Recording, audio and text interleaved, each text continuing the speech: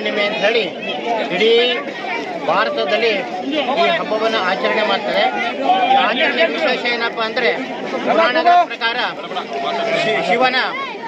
ಶಿವನ ಮೂರನೇ ಕಣ್ಣಿಗೆ ಸಿಕ್ಕಿ ಮನ್ಮಥ ಭಸ್ಮವಾದಂಥ ಜನ.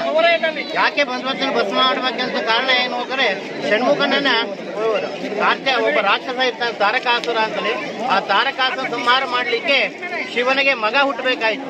ಆ ಮಗ ಹುಟ್ಟಲಿಕ್ಕೆ ಶಿವ ತಪ್ಪದಲ್ಲಿ ಕೂತಿದ್ದ. ಹಾಗಾಗಿ ಅವನನ್ನು ಎಚ್ಚರಗೊಳಿಸಬೇಕಾಯಿತು. ಎಚ್ಚರಗೊಳಿಸಲಿಕ್ಕೋಸ್ಕರ ಮನ್ಮಥ ಅವನ ಮುಂದೆ ನೃತ್ಯ ಮಾಡಿ ತನ್ನ ಜೀವವನ್ನು ಪಣ ಕೊಟ್ಟ.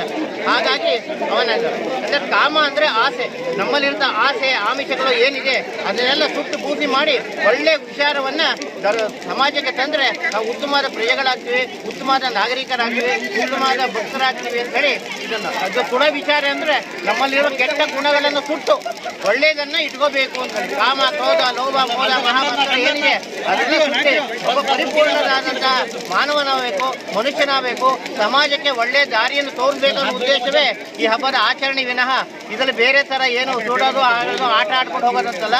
ಇದರಲ್ಲಿ ವಿಶೇಷವಾದಂತಹ ಅರ್ಥ ಏನಪ್ಪಾ ಅಂದ್ರೆ ನಮ್ಮಲ್ಲಿರುವಂತಹ ಕಲ್ಮಶವನ್ನ ಅಂದ್ರೆ ಕೆಟ್ಟ ಗುಣಗಳನ್ನ ಸುಟ್ಟು ಒಳ್ಳೆಯ ಮಾರ್ಗಕ್ಕೆ ಸಮಾಜ ಬರಬೇಕು ಅನ್ನೋ ಉದ್ದೇಶದಿಂದ ಮಾಡ್ತಿರೋದು ಅಂತ ಹೇಳಿ ಈ ಹಬ್ಬದ ವೈಶಿಷ್ಟ್ಯತೆ ಕೊಡಲಿ ಪುರಾಣಗಳ ಪ್ರಕಾರ. ಹಾಗೂ ಹೋಳಿ ಹಬ್ಬ ಅಂತ ಹೇಳಿ ಬಣ್ಣವನ್ನು ಎರಚಾಕೊಂಡು ಇದನ್ನ ಉತ್ತರ ಭಾರತದಲ್ಲಿ ಏನಪ್ಪ